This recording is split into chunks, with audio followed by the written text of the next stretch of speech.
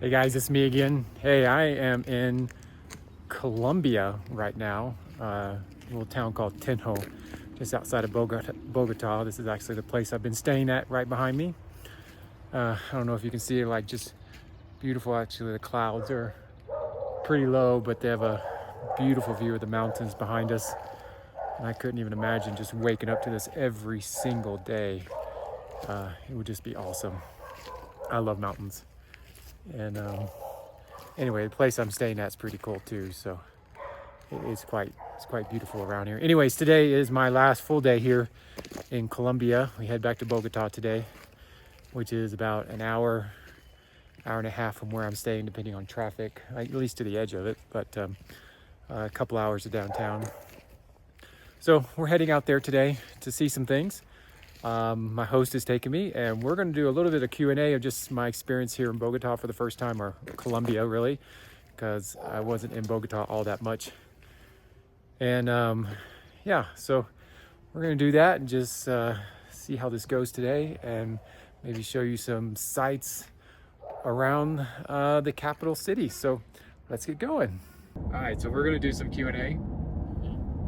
Leon is from here, Colombia, born in Bogota. Yep, Bogota. And we were in Tenjo, which is beautiful. Now we have to go back to Bogota. I'd rather go back to Tenjo. But anyways, he's going to ask me some questions since this was my first time. Yeah. And so go for it. So we're talking a couple conversations about your perspective before your trip about Colombia. So how was your perspective? How was it, and how is now your perspective about Colombia? What did you now after your trip here, your time here in Colombia? So we actually had this discussion already, so he's not going to be shocked by my answer. Most of what I knew about Colombia, coming from the U.S., was mostly negative. You know, you hear about the illegal stuff coming into the U.S., and that's just the spotlight this country gets, unfortunately. But since coming here, there was, and I'd admit, there was a little bit of nervousness coming here. I mean, I think that's normal. And it's funny coming from me, who travels to countries that are considered a little sketchy sometimes. I got to the airport, everything was really smooth. Immigration was smooth, at least at the time I came in. Getting to the hotel was smooth. People were very nice. The people we met with this week, we were here mixed, meeting with some churches, different churches here for my other day job.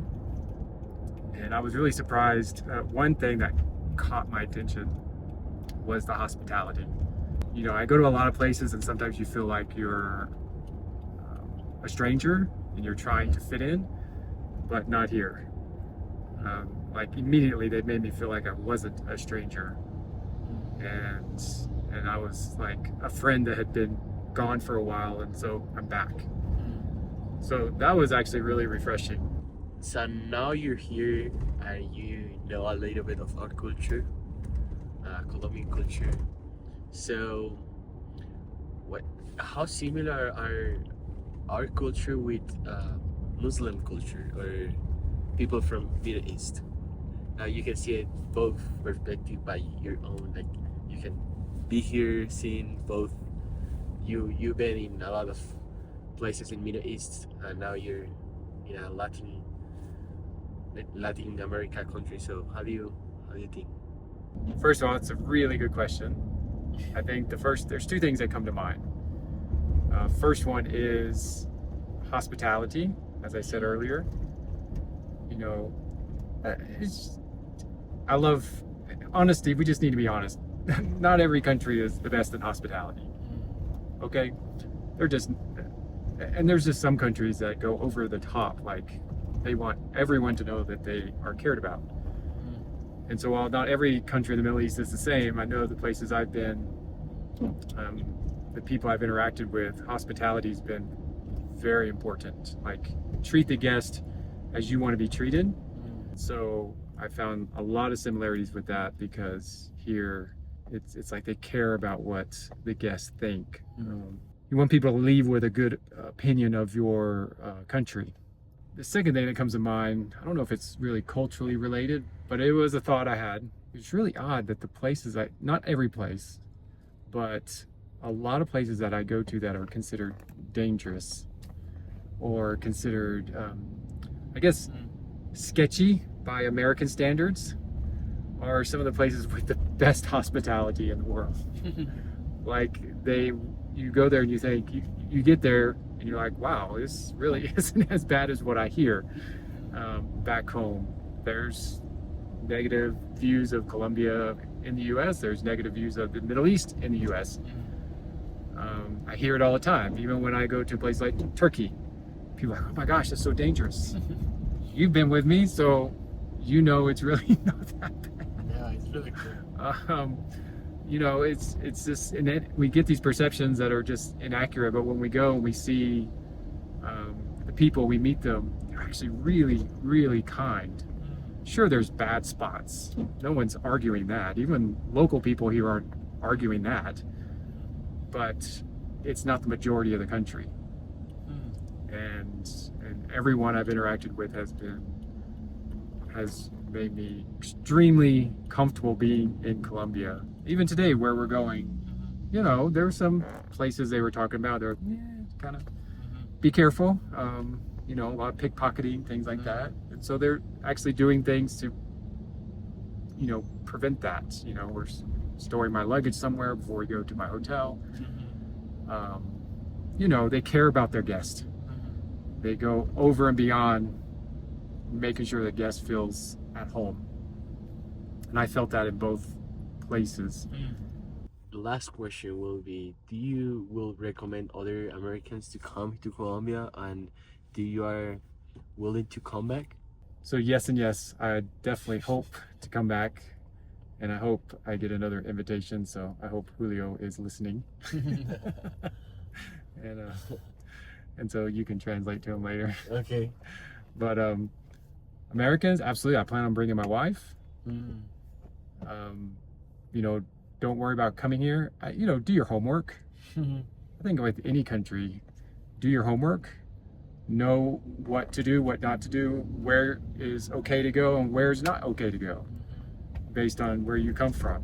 Okay, Colombia's got places I will never go to because it's probably too dangerous, but it's isolated. But you know, getting around, not really an issue. Of course, I had great host here, so I feel like I've just been chauffeured around like a movie star or something, like a famous person. Just going from place to place, I haven't had to worry about anything. But still, just it's a place to come, it's a place to visit, do your homework. In fact, I asked David, the guy I was talking about earlier, you know, I sent him an email saying, I didn't even realize he used to live here. Yeah. A long time, actually, I think over 10 years. And so, but I reached out to him and said, you know, what's your advice on traveling here? And he gave me a whole list of things, but he was like, no, go, you need to go.